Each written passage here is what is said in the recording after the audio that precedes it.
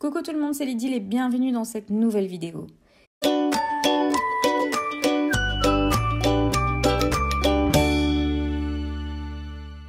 Il y a quelques jours, j'ai posté ce reel sur Instagram où je vous montre comment j'ai créé un porte-photo. Du coup, ici, je vais vous proposer le tutoriel pour réaliser ce porte-photo.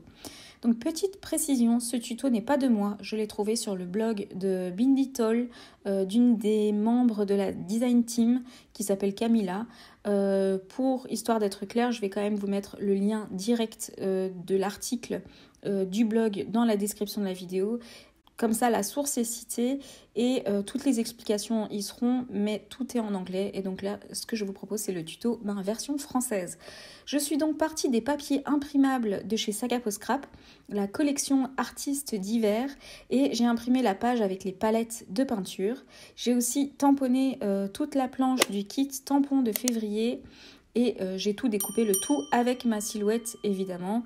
J'ai déjà fait une vidéo sur comment j'utilise la Pixscan pour détourer tous mes tamponnages parce que ceux qui me connaissent bien savent que je déteste détourer autour des tampons. Du coup, si ça vous intéresse, retrouvez la vidéo dans le petit i et je la mets aussi dans la description de la vidéo. J'ai aussi sorti mes découpes bois du kit de découpe bois de février. Mais finalement, dans la vidéo, je ne vais pas l'utiliser. Je les avais sortis en me disant peut-être que j'allais les utiliser, mais finalement pas. Mais comme ça, vous avez déjà un aperçu de ce que c'est ce kit. Alors voilà comment on procède. J'ai pris la feuille avec les palettes imprimées et je la plie légèrement dans la longueur. Je la place ensuite dans la cinch au centre de la machine et je décide de perforer 4 trous pour placer 4 anneaux. Mais si vous voulez évidemment plus, vous pouvez rajouter des trous en plus. Alors je perfore et ensuite à partir de ces trous, je vais tracer autour un cadre de 10 sur 8 cm. Je vais donc construire une espèce de demi-boîte autour de ces trous de façon à ce que les trous soient vraiment au centre et donc pas trop décentrés par rapport à la boîte.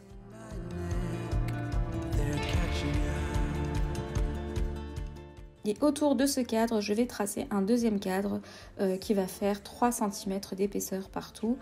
Donc j'ai décidé de faire quand même un schéma pour que ce soit beaucoup plus clair pour vous. Donc n'hésitez pas à bien regarder le schéma pour pouvoir le refaire ici.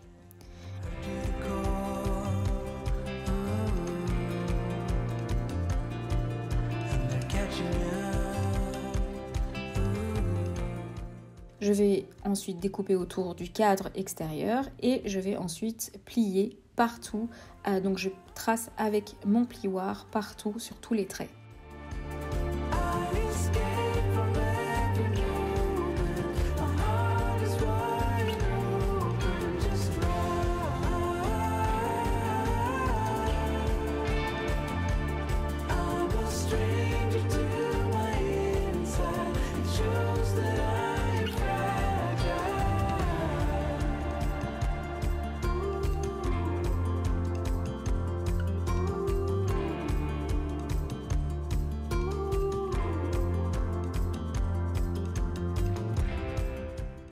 Pour pouvoir transformer cette feuille en boîte, je vais partir des 4 carrés qui sont dans les 4 coins du schéma et je vais couper un trait dans chaque carré, donc un seul trait dans chaque carré, comme vous les voyez à l'écran.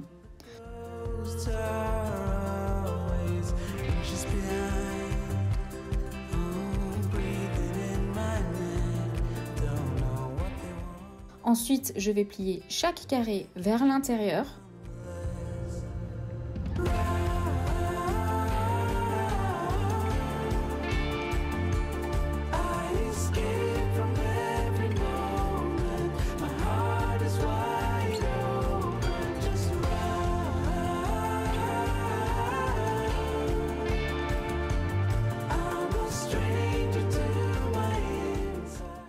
Et ensuite, je vais plier tous les bords vers l'intérieur.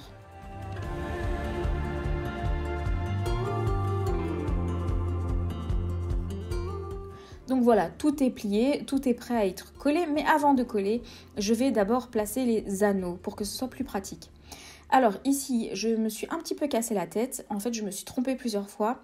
Donc je vais bien vous expliquer pour que vous ne fassiez pas l'erreur. Je vais d'abord vous conseiller de fermer un petit peu les anneaux au préalable. Donc l'erreur que j'ai fait dans mes tutos vous permet de ne pas en faire. Donc je vais vous faire gagner un petit peu du temps. Alors voilà ce que j'ai compris. D'abord, fermez un petit peu les anneaux au préalable de façon à ce qu'ils soient un tout petit peu ouverts. Ensuite, à partir de l'arrière du papier, donc à partir de la face blanche, je vais insérer les anneaux et tirer l'anneau de l'autre côté jusqu'à ce que la partie qui bloque soit contre la face blanche. Il faut que les anneaux soient ouverts du côté de la face où il y a les dessins de palette et pas du côté de la face blanche du papier. Et en fait, j'ai pas arrêté de me tromper et de mettre les anneaux dans le mauvais sens. Ensuite, je rentre la partie ouverte des anneaux dans les trous d'en face et je vais maintenir de cette façon pour fermer les anneaux et que les anneaux soient fermés du côté de la face blanche, donc de l'arrière du papier. Quand c'est fait, je vais fermer la boîte en collant chaque carré à l'intérieur. Mais avant, je trouvais que mon papier n'était pas assez rigide. C'est vrai que j'avais pris un papier assez fin, donc c'est à mon avis un 200 grammes. Alors j'ai décidé de renforcer le centre et donc j'ai découpé un papier, du papier dessin au format 8 sur 10 cm et je l'ai collé à l'intérieur de mon papier, donc sur la face blanche. Ce qui me permet aussi de fixer les anneaux et d'éviter qu'ils bougent, qu'ils tournent, etc. Et en plus, ils ne bougeront plus, ils seront collés. Et donc ensuite, je colle les carrés à l'intérieur. Alors ici aussi, vous pouvez renforcer les côtés de la boîte en collant à l'intérieur d'autres papiers.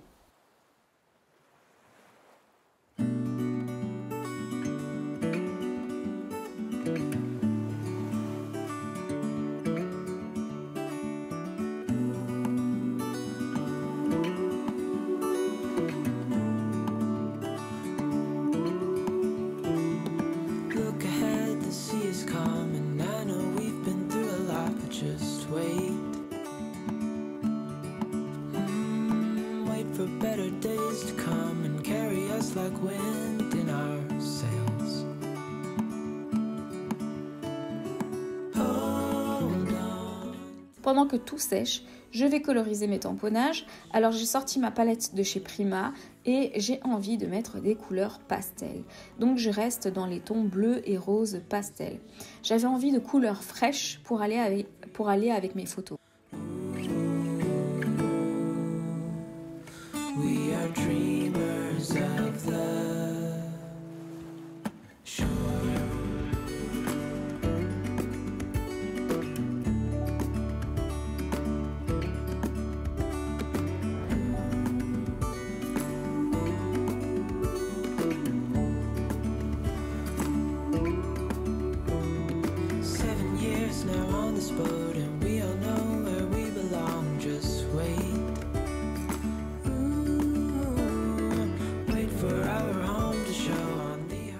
Quand ma colorisation est faite, je vais décorer mon porte-photo en collant des tamponnages pinceau sur les anneaux, mais aussi des éléments sur la boîte, comme par exemple un petit titre. Je vais ajouter une petite pince. J'ai beaucoup hésité à coloriser les palettes sur le papier, donc de la boîte. Mais pour finir, j'avais envie de mettre en avant les pinceaux, donc les tamponnages. Donc je ne voulais pas que les tamponnages soient noyés dans un fond coloré. J'avais envie de les mettre en valeur et donc j'ai décidé pour ça de ne pas coloriser ma boîte et de la laisser juste avec les palettes en noir. J'ai sélectionné 2 photos au thème hivernal pour ce projet. C'est pour ça que je trouvais que les couleurs allaient super bien avec ces photos. Ça reste frais mais coloré. C'est aussi un projet où vous pouvez mettre des cartes, des petits mots, des petites notes, des photos et autres. Et voilà, il est temps de découvrir le projet. J'espère que ce petit tuto home déco vous a plu. Ça change des mini-albums et ça peut faire office de cadeau à offrir à une personne, mais aussi de porte-cartes, comme j'ai dit tout à l'heure. Donc les cartes qu'on reçoit, des petits souvenirs qu'on peut insérer entre les anneaux. Donc voilà pour cette vidéo. J'espère que ça vous a plu. N'hésitez pas à me dire ce que vous en avez pensé en commentaire et à très bientôt dans une prochaine vidéo. N'oubliez pas d'activer la petite cloche pour être au courant de mes nouvelles vidéos. N'hésitez pas à liker, commenter et vous abonner. À très bientôt dans une prochaine vidéo. When things are really tough and they're really rough and nothing's working, but there's something inside of you that says, I just have to follow that, because you don't know